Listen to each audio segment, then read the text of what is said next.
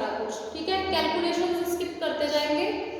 Will complete the last distribution of particles find, that is normal distribution.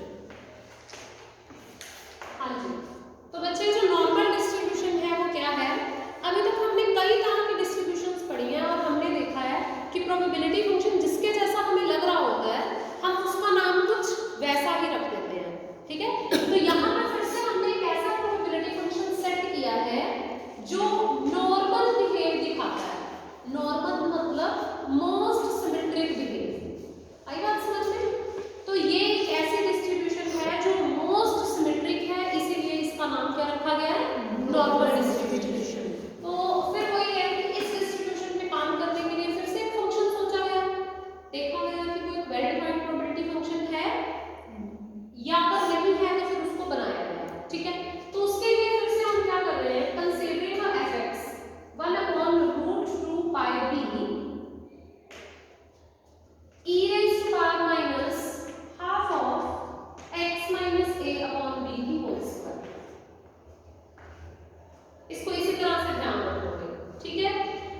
You will have 1/√2 pi b e raised to power minus half x minus a upon b की whole square and it holds for all x lying between minus infinity to infinity।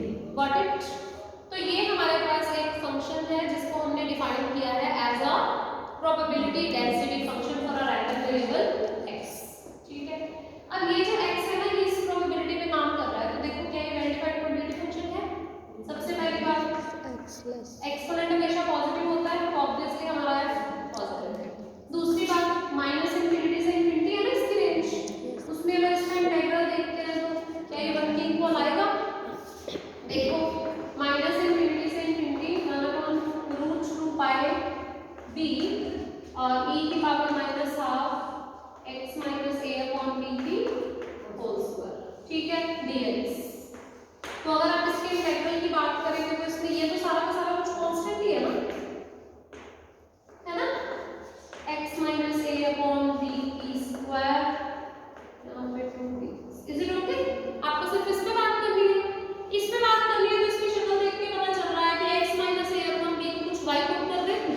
अब मुझे लगता है even function होने की वजह से देखो क्या चेंज आएगा इसमें, ये तो कांस्टेंट पड़ा ही है √2 पाई साथ में b, ये जो भी है ना x minus a upon b, इसको क्या डाल देते हैं कुछ y, वो देख के पता चल रहा है। डालोगे y तो क्या बन जाएगा? माइनस इंफिनिटी से इंफिनिटी e की power minus y square upon 2 होगी ना, और dx की जगह क्या आ गया? dy कैसे आएगा? b dy, ठीक है। तो आपके पास b कट गया, दैट्स ऑल, ये आ गया। What is this now? What is this? Even function है, शक्ल देख के पता चल रहा है, तो 2 टाइम्स 0 टू इंफिनिटी कर दें, ठीक है, कोई दिक्कत नहीं है। अब बस इसकी कैलकुलेशन करने के लिए अब फिर से y स्क्वायर को कुछ t पुट करना पड़ेगा, ठीक है। तो क्या हो जाएगा? ये तुम्हारा हो गया √2, ये हो गया √π, ये रह गया ना। What is this? Limit same रहेगी ना, क्योंकि y क्या बन गया? y स्क्वायर t है तो y क्या बन गया? √t ना, ठीक है। e की पावर y स्क्वायर अपॉन 2 पूरे को ही t पुट करो, ठीक है, क्योंकि मुझे e की पावर पे सेट करना है ना उसको, तो y स्क्वायर तुम्हारा 2t, दैट मींस y जो है वो √2 times √t। Is it okay? हाँ जी, तो ये क्या बन गया फिर? e की पावर माइनस 3, ठीक है। dy क्या बन जाएगा? 1/2 √t, ठीक है।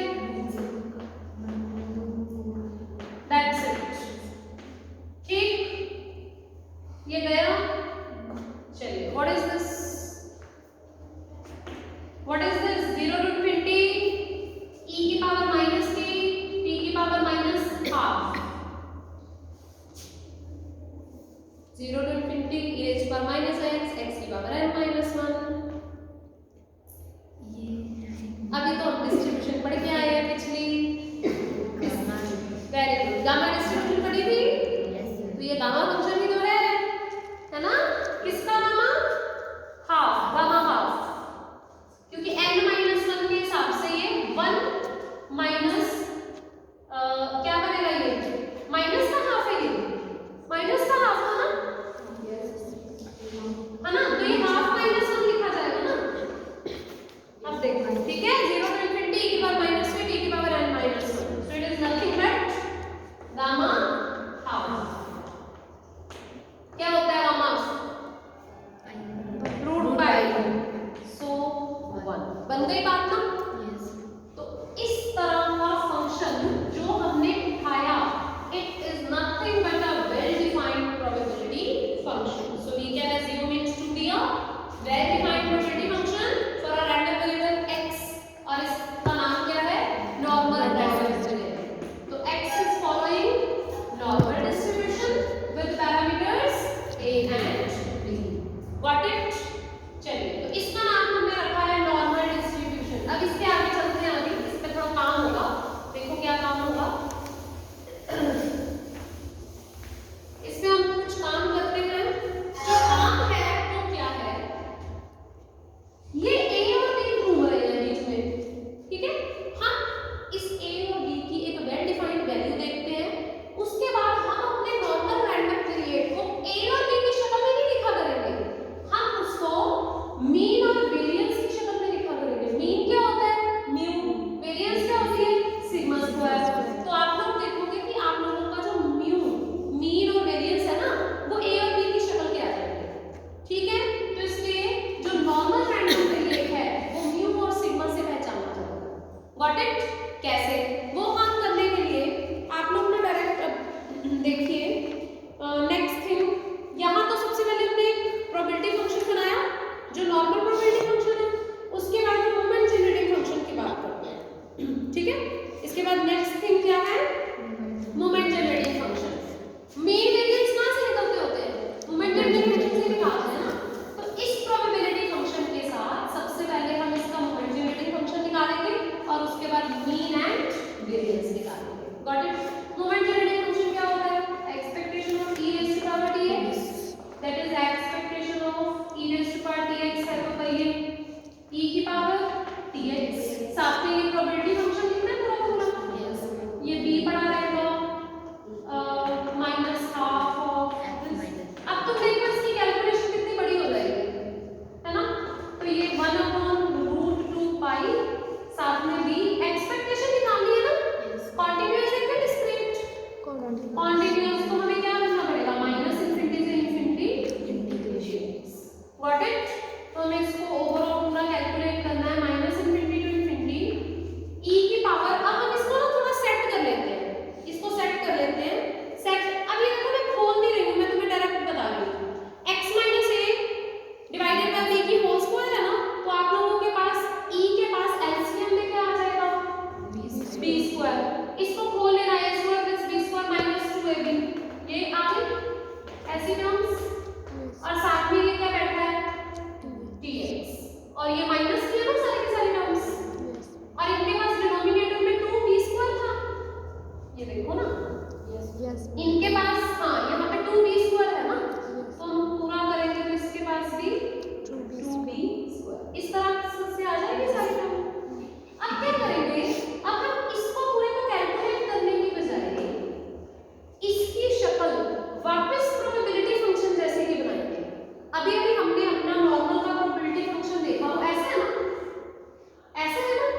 तो हम क्या करते हैं? हम यहाँ पे वापस इसी प्रोबेबिलिटी फंक्शन जैसे शक्ल तैयार करेंगे, क्योंकि ये एक प्रोबेबिलिटी फंक्शन है। तो माइनस इंफिनिटी से इंफिनिटी इसकी इंटीग्रेशन करोगे तो आंसर क्या आएगा? 1/, क्या आएगा? f एक प्रोबेबिलिटी फंक्शन है, माइनस इंफिनिटी से इंफिनिटी अगर इसकी इंटीग्रेशन करेंगे तो क्या आएगा? 1 ही आएगा। 1 ही बोला था क्या? 1 ही आएगा। तो हम असल में क्या कर रहे हैं? हम कुछ ऐसी ही शक्ल तैयार करेंगे ताकि या तो हमें बिल्कुल प्रोबेबिलिटी फंक्शन दिखने लग जाए या उससे मिलता जुलता कुछ बन जाए।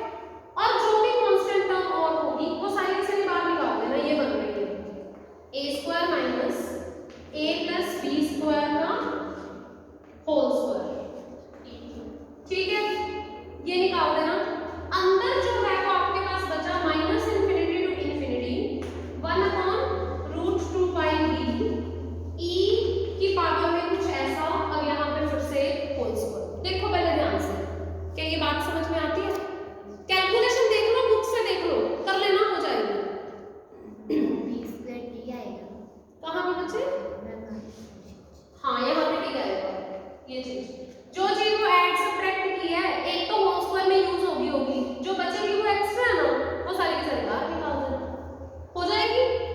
इस पे मैं टाइम नहीं ज्यादा लगाना चाहती, इसलिए बोल रही हूँ कैलकुलेशंस बाद में कर लेना। इसको बाहर निकालो। जैसे आपने इसको बाहर निकाला, जो अंदर एक इंटीग्रेशन वाला पार्ट बचा है, ये जो इंटीग्रेशन वाला टुकड़ा बचा है, इसको ध्यान से देखो।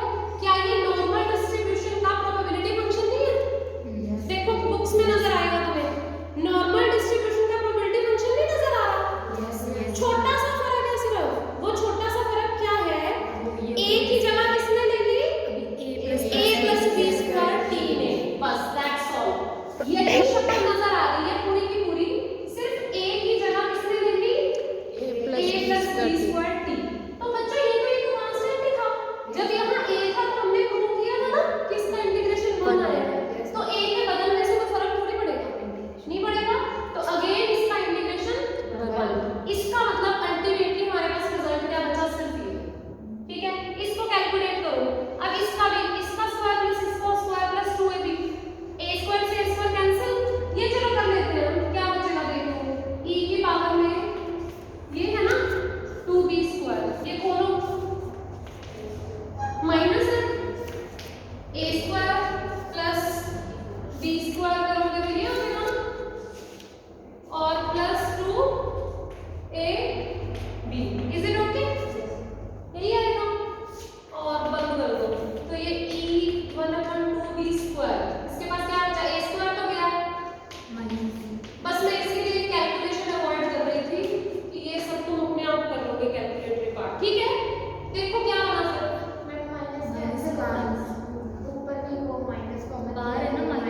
हाँ हाँ हाँ ठीक है बच्चों, a स्क्वायर से a स्क्वायर कट गया, बाकी माइनस माइनस प्लस हो गया। तो ये सारा b स्क्वायर कॉमन निकल के b स्क्वायर भी कट जाएगा।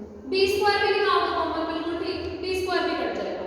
ठीक, तो आपके पास बचा क्या? b स्क्वायर तो गया यहाँ से, तो b स्क्वायर t स्क्वायर रह गया और यहाँ पे 2ab रह गया और डिवाइडेड बाय 2। इन्होंने 2 को भी कॉमन निकाल के काट, कोई ना 2 को भी कॉमन निकाल के काट दो। काट दिया तो आपके पास एक सुंदर सी शक्ल बन गई होगी इसकी, एक वेल डिफाइंड सी। क्या? e की power ab plus half b square t। ठीक हो गया? क्योंकि हम एक कॉम्पैक्ट सी शक्ल ही बनाना चाहते होते हैं, हमें क्या चाहिए होता है? Movement generating function. तो ultimately we got movement generating function of a normal random variable. क्या आया? e raised to power ab plus half b square t square। याद रहेगा? Yes. So this is nothing but moment generating function of a normal variable with parameter a and b। Paper में अगर आ जाए moment generating function निकालो normal variable का with a and b, तो यही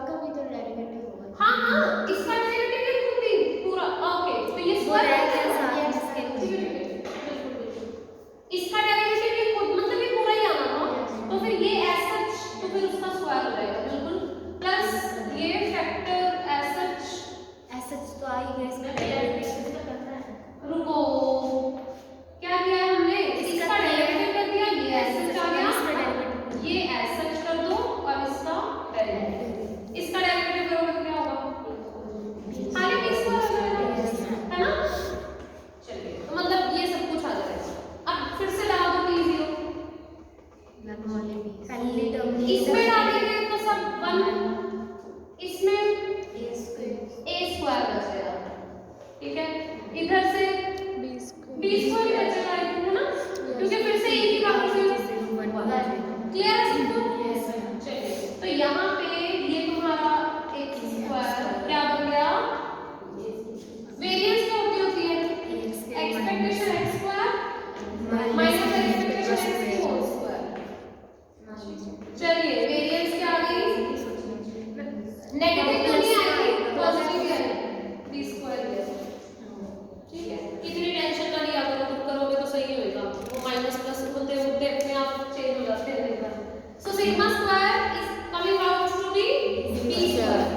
जैसे ही आपने ये ऑब्जर्व किया तो आपको पता चला mu is coming out to be a and sigma is coming out to be b square. Sigma square variance थी ना, वो b स्क्वायर आई है, तो sigma is coming out to be b। Clear है। तो हमने यहाँ से क्या ऑब्जर्व किया, जो पैरामीटर a b हम लेके चल रहे थे वो तो मीन और स्टैंडर्ड डेविएशन निकल आए। अब हमारे मोमेंट जनरेटिंग फंक्शन की शक्ल और फाइन बन जाएगी। क्या था moment generating function, mu e की power ad plus half b square t square. अब e की power mu t plus half sigma square t square. Got it? So this is your well defined moment generating function of a normal variant. Clear? हाँ जी। तो अब आप जब normal variant लिखा करोगे तो आप बोलोगे x is a random variable following normal distribution with mu and sigma square. ये होता है बेसिक तरीका normal variant को लिखने का, ठीक है। जैसे आपके पास बहुत सारे तरीके हैं ना सबको लिखने के, so this is the way to represent the normal random variant. Clear हो गया? चलिए आगे।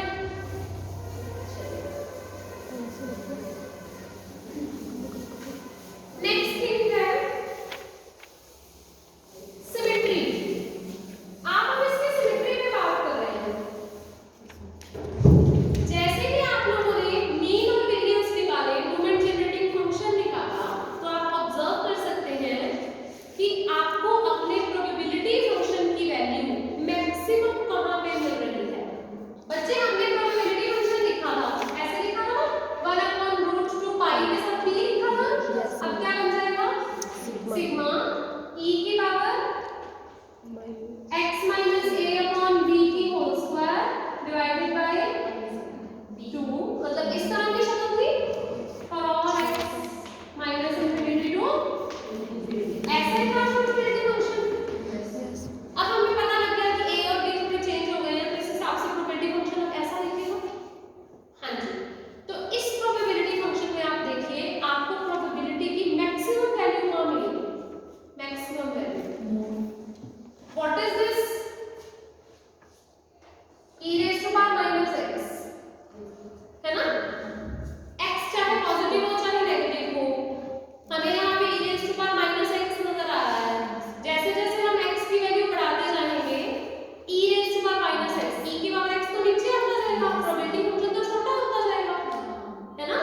तो अल्टीमेटली हम ऑब्जर्व करते हैं कि इसकी मैक्सिमम वैल्यू हमें मिल जाए, so it will give you a maximum value that is 1, ठीक है। एक्सपोनेंट है, एक्सपोनेंट अपनी मैक्सिमम वैल्यू दे देगा आपको 1, फाइन। तो ये जो है आपको मैक्सिमम वैल्यू कब प्रोवाइड करेगा, जब e की पावर में जो भी बैठा है वो 0 हो जाए। अब e की पावर में जो भी बैठा है वो 0 कहाँ हो रहा है, ये 0 कब होगा, जब x is equal to mu हो जाएगा। Are you getting it? Yes ma'am. ठीक है। और आप लोग ये भी समझ पा रहे होंगे कि ये probability function x is equal to mu के अराउंड सिमेट्रिक भी है, क्योंकि आपके फंक्शन के अंदर आपको x माइनस म्यू का होल स्क्वायर मिल रहा है, x माइनस म्यू का होल स्क्वायर। जिस भी फंक्शन में हमें x स्क्वायर मिलता है हम कहते हैं ना फंक्शन x के अराउंड सिमेट्रिक है, चाहे x रखो चाहे माइनस x रखो कोई फर्क नहीं पड़ रहा। बेसिकली आप बोलते हो y के अबाउट सिमेट्रिक है, x को अगर माइनस x में चेंज करने से कोई फर्क नहीं पड़ रहा तो हम क्या कहते हैं ना function is symmetric about y axis, है ना। जैसा लेफ्ट साइड में है वैसा ही वो राइट साइड में नजर आएगा।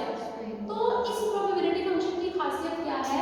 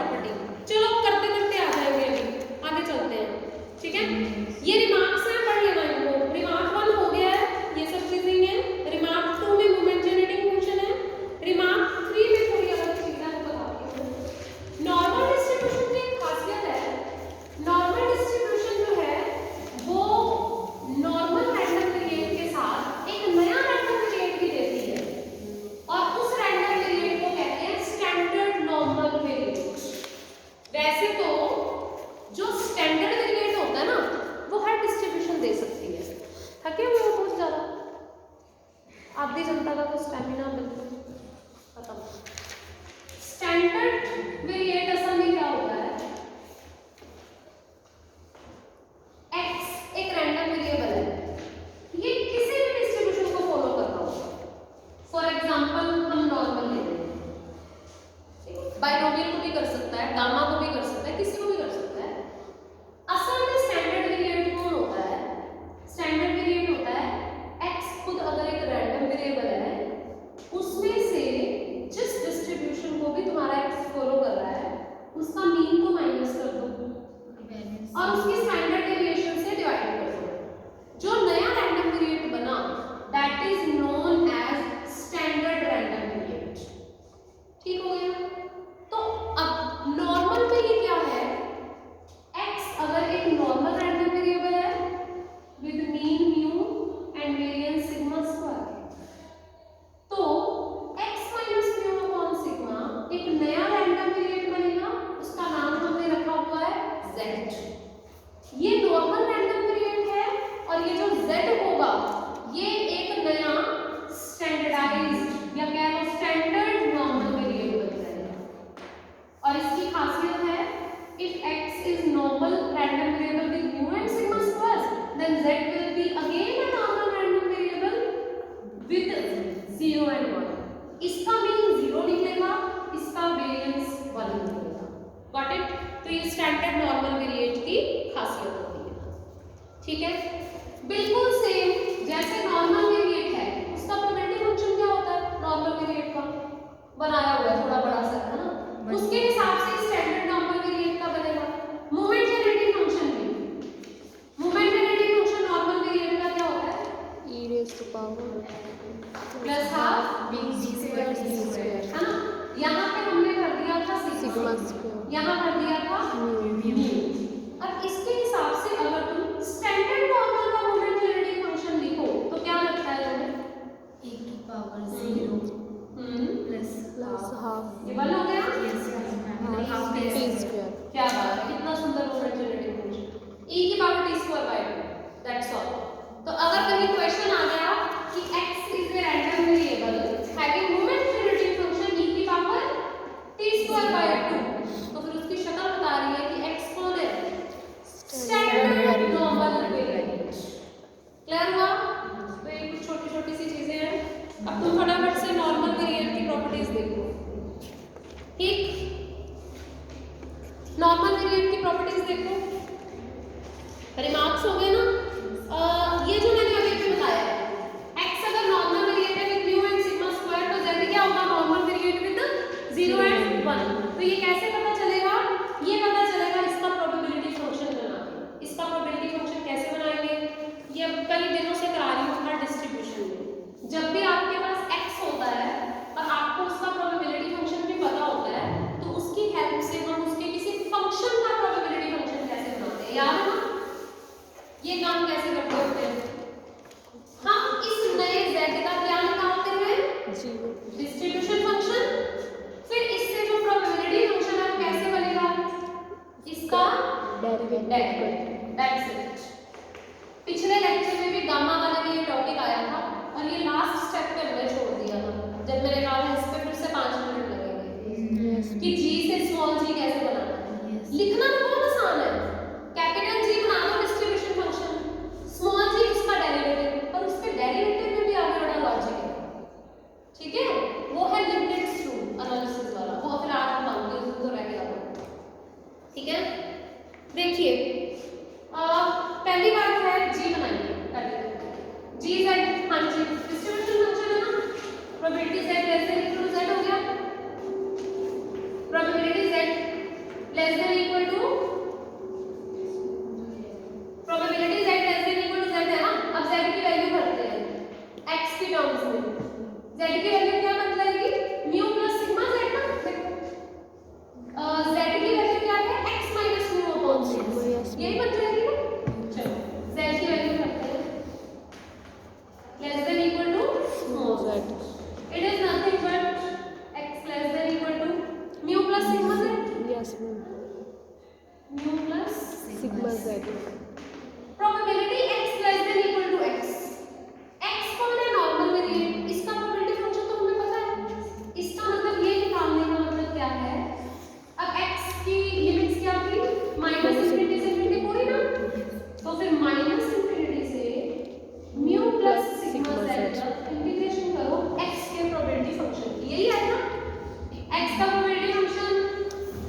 upon root 2 pi sigma e की power minus half x x minus minus mu mu upon sigma का square यही होता है।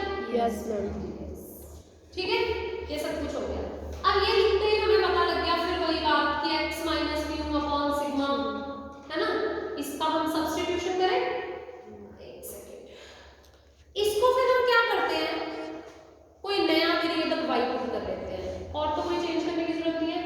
इसको नया वेरिएबल y पुट कर दो, सिग्मा z आएगा। हमारी बुक्स में भी करेक्शन करो, म्यू प्लस z लिख रखा है ऊपर लिमिट,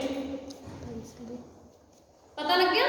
yes बुक्स में करेक्शन करो, म्यू प्लस z थोड़ी आएगा, म्यू प्लस सिग्मा z आएगा। ठीक है, अब जब इसको कैलकुलेट करेंगे लिमिट में यार, लिमिट में ये तो पता नहीं कौन सी जगह तक खोले हुए हैं। ये म्यू प्लस कर ही रखी है कैलकुलेशन, ये किसने करा है, पुरानी बुक में आपने किया था। अच्छा ठीक है, मैंने किया। हम इधर देख रहे ये तो कर लिया स्टैंडर्ड फंक्शन हमने। अरे बच्चे, ये मैंने तो तुम्हें बताया था, प्रूफ ना किया है, ये कर रहे हैं। sigma कहाँ है इसका?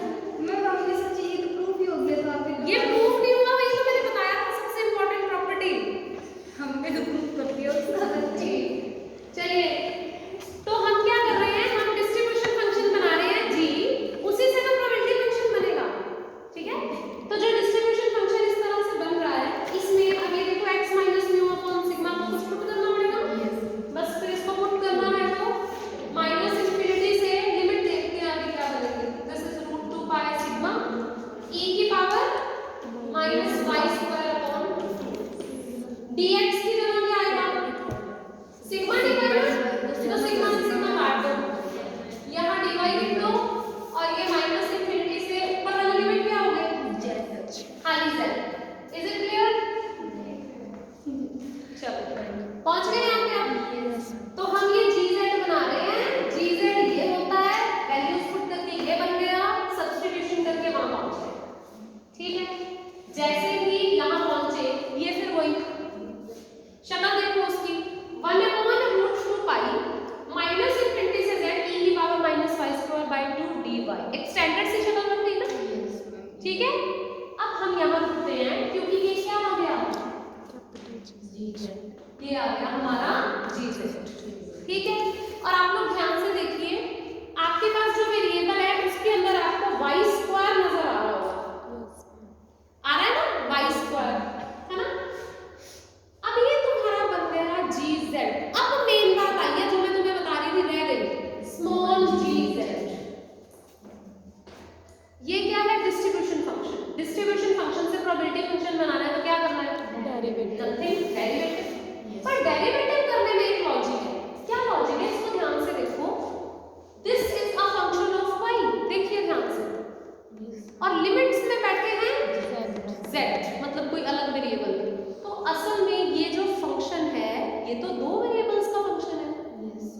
अब थोड़ी सी एनालिसिस आएगी पिक्चर में। ठीक है, एनालिसिस रुकी हुई है ना काफी टाइम से, अब थोड़ा सा एनालिसिस अपना रोल प्ले करने आ रही है। तो वहां पे आप लोग डेरिवेटिव और इंटीग्रेशंस करना तो सीख लेते हो, है ना। z का फंक्शन है, z के रिस्पेक्ट में डेरिवेटिव है, कर दो। y z का फंक्शन है, z के रिस्पेक्ट में डेरिवेटिव करना है, पार्शियल डेरिवेटिव कर दो। ये तो कुछ अटपटा आ गया, डेरिवेटिव करना है z के रिस्पेक्ट में, पर करना है अंडर इंटीग्रल साइन। ध्यान से देखो, हम इसका डेरिवेटिव करना चाहते हैं, है ना। इसका मतलब 1/√2 पाई, हम इसका डेरिवेटिव करना चाहते हैं, है ना, यही करना चाहते हो तुम लोग। ये कैसे होगा, इसमें इंटीग्रेशन तो चल रही है y के रिस्पेक्ट में, डेरिवेटिव हमने करना है z के रिस्पेक्ट में। तो हमारे पास ना एक लिबनिट्ज रूल होता है, Leibniz rule of differentiation under integral.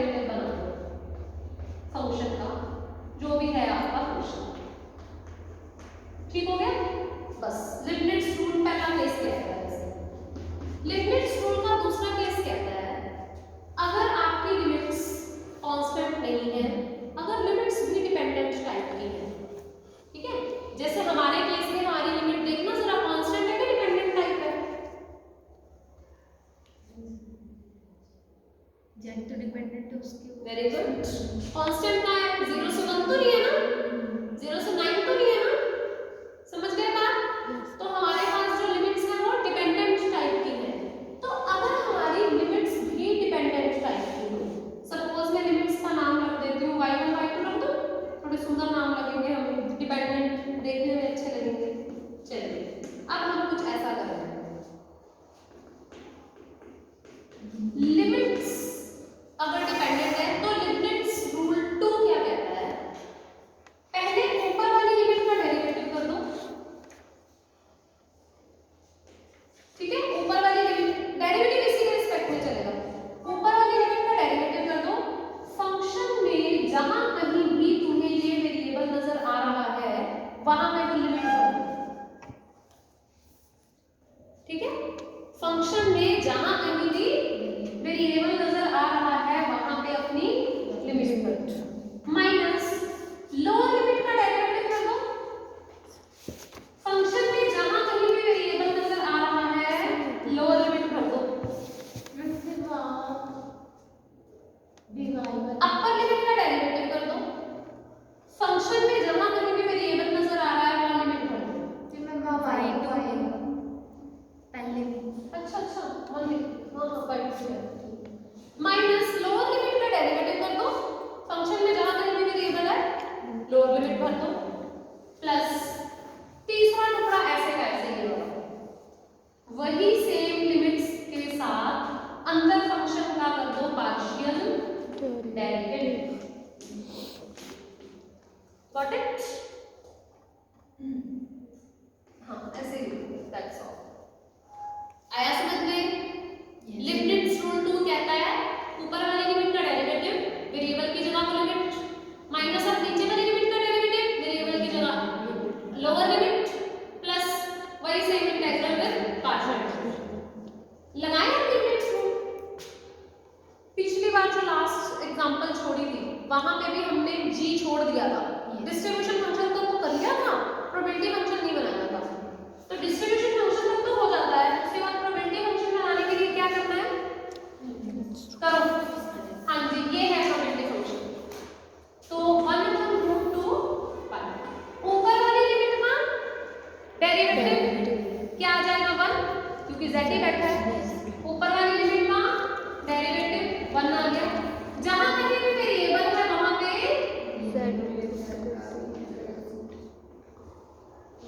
ये आ जाएगा, ठीक है। लेट मी सी, जो तुम्हारा फंक्शन है वो एज इट इज आएगा, where is it, 1/√2 pi e की power minus z², yes no problem at all, ठीक है। ऊपर वाली लिमिट का डेरिवेटिव जहां भी वेरिएबल है वहां लिमिट आ गई, माइनस नीचे वाली लिमिट का डेरिवेटिव, नीचे वाली लिमिट तो कांस्टेंट है ना, डेरिवेटिव क्या हो जाएगा 0, कुछ नहीं आया, चलो, प्लस सारा का सारा एज इट इज अंदर वाली चीज का पार्शियल डेरिवेटिव, अंदर जो फंक्शन बैठा है वो तो सिर्फ y के z के रिस्पेक्ट में पार्शियल डेरिवेटिव करोगे तो वो भी 0, तो वो भी क्या हो गया 0। तो कर करा के लिमिट्स रूल के हिसाब से हमारे पास अल्टीमेटली हमारा प्रोबेबिलिटी फंक्शन क्या बना, 1/√2 पाई e की पावर माइनस z²/2। तो अब इसकी थोड़ी शक्ल सेट करें तो z² को मैं z-0 का स्क्वायर भी तो लिख ही सकती हूँ ना, यस नीचे सिग्मा की जगह 1 भी तो डाल ही सकते हैं ना, आया समझ में? अब वो रिजल्ट प्रूव हुआ है, ये किसका प्रोबेबिलिटी फंक्शन है, स्टैंडर्ड नॉर्मल वेरिएट का। नॉर्मल वेरिएट से इसको कंपेयर करो, नॉर्मल में जहां जहां सिग्मा था वहां इसके पास क्या आ गया 1, नॉर्मल में जहां जहां मीन था वहां इसके पास क्या आ गया 0, तभी ये जो z स्टैंडर्ड नॉर्मल वेरिएट बना ना, with mean 0 and variance 1। Got it? तो ये सबसे मेन चीजें हैं, इनके बिना आपको नॉर्मल डिस्ट्रीब्यूशन नहीं किया हो सकती है, ठीक है। आगे चलिए अब next,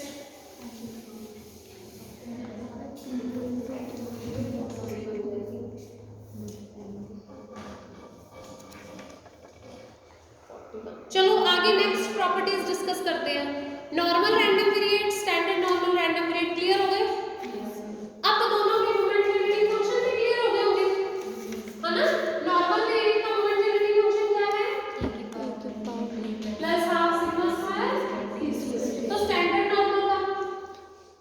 power half T square by बढ़िया ना?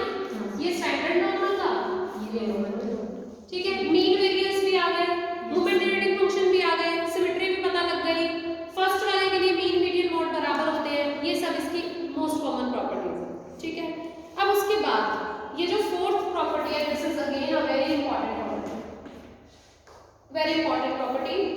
अगर आप किसी नॉर्मल वेरिएट के साथ काम कर रहे हैं, x अगर आपके पास कोई नॉर्मल वेरिएट है with mu and sigma square, तो आप ध्यान से देखिए उसका जो स्टैंडर्ड नॉर्मल वेरिएट होगा उसका square x minus mu upon sigma, ये कौन बना?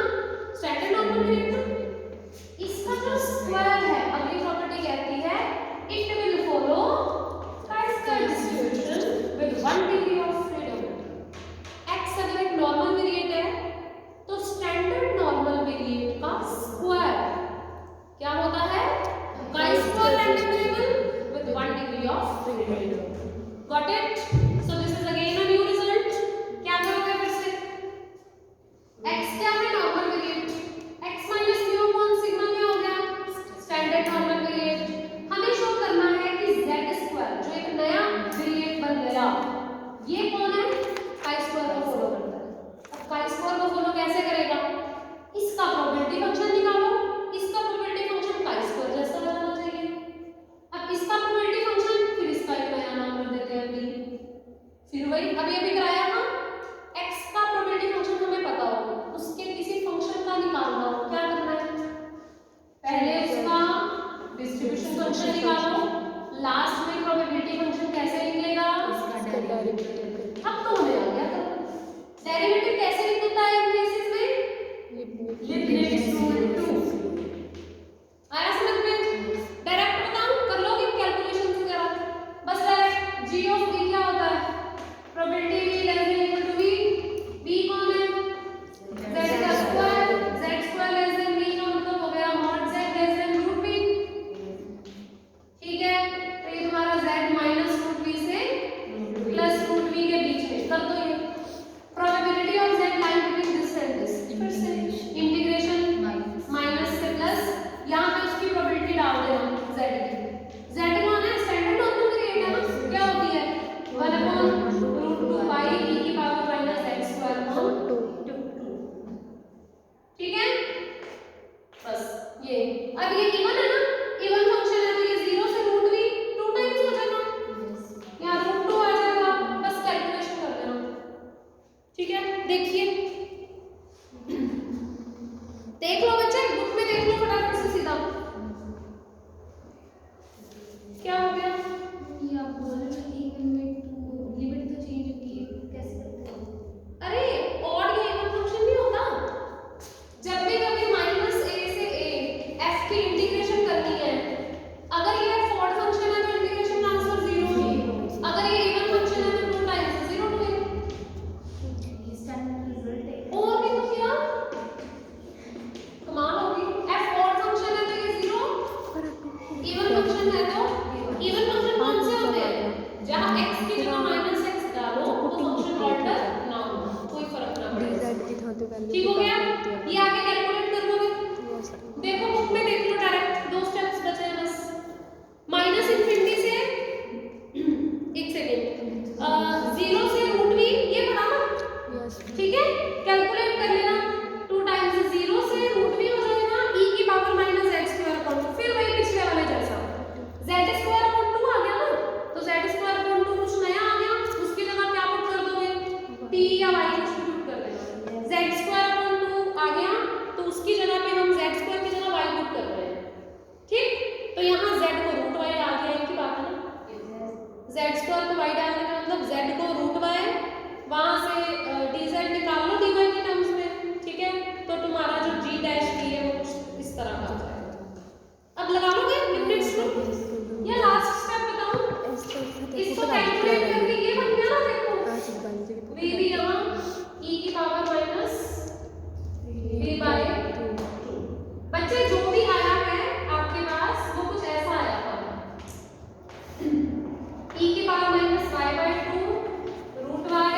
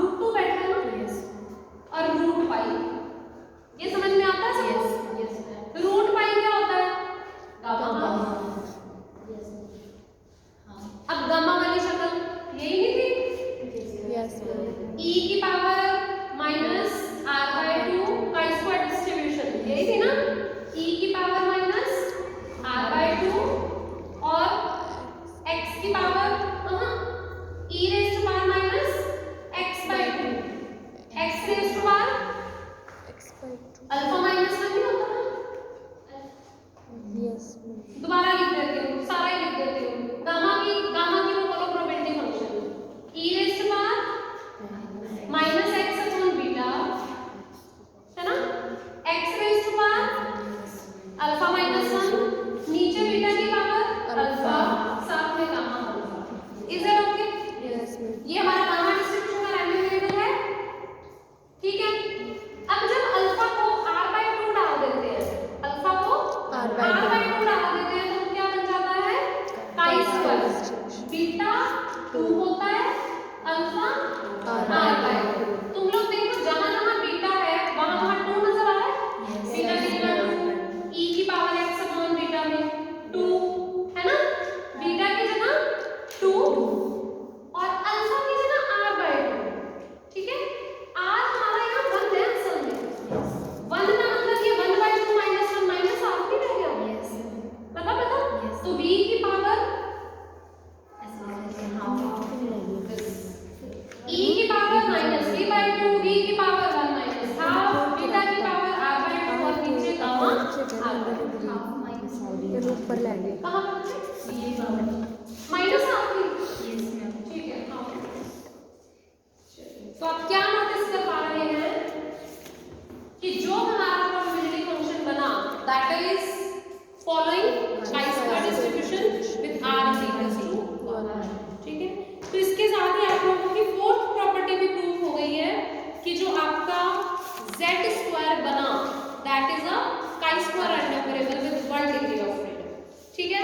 कुछ प्रॉपर्टीज बिल्कुल डायरेक्ट है, जैसे फिफ्थ प्रॉपर्टी है फर्स्ट 4 क्यूमुलेंट्स।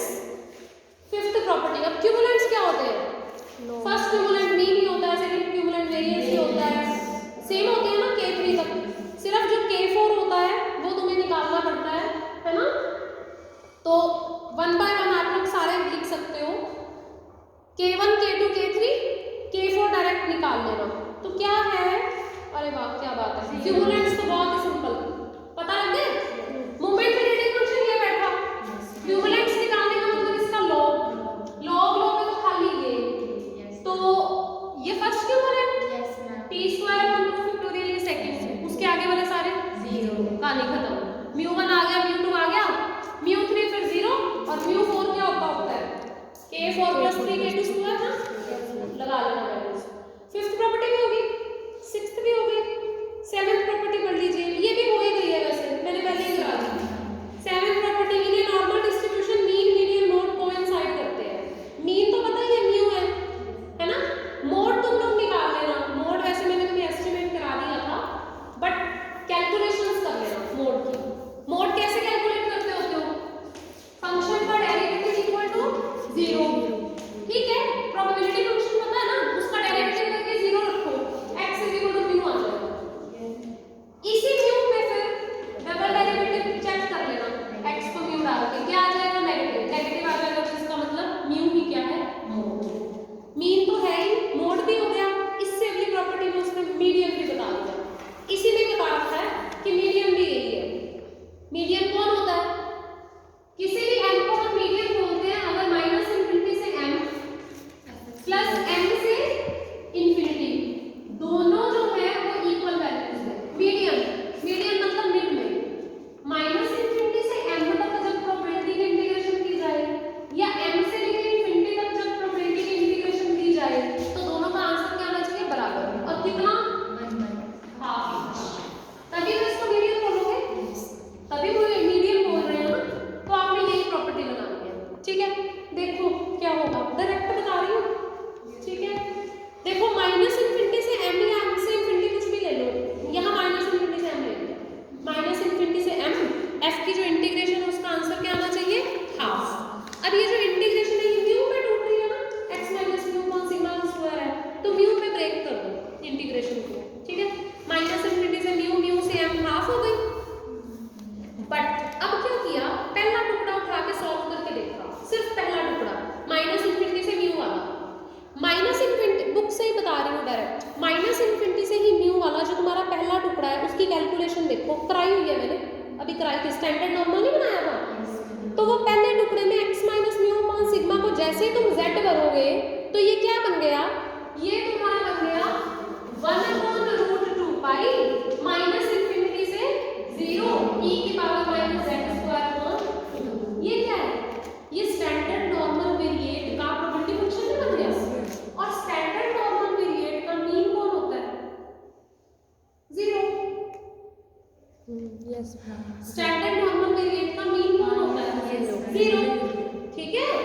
और वो मोस्ट सिमेट्रिक है ना, तो माइनस इनफिनिटी से 0 तक जब उसकी इंटीग्रेशन करेंगे तो आंसर क्या आएगा? 1/2 आधा एरिया कवर होगा ना। यस, ठीक है। तो बच्चे ये वाली जो इंटीग्रेशन है इसका आंसर होगा हाफ। तो वो जो टुकड़ा है वो हमने कैलकुलेट करके देखा, उसका रिजल्ट बन रहा है हाफ। इसका मतलब वो जो ऊपर म्यू बैठा है वही हमारा मीडियन है, मतलब m जो है असल में वो म्यू के इक्विवेलेंट है। Got it? चलिए, तो क्या प्रूफ हो गया? मीन, मीडियन, मोड सब कोइंसाइड करते हैं। आगे हम अगली प्रॉपर्टीज डिस्कस करते हैं।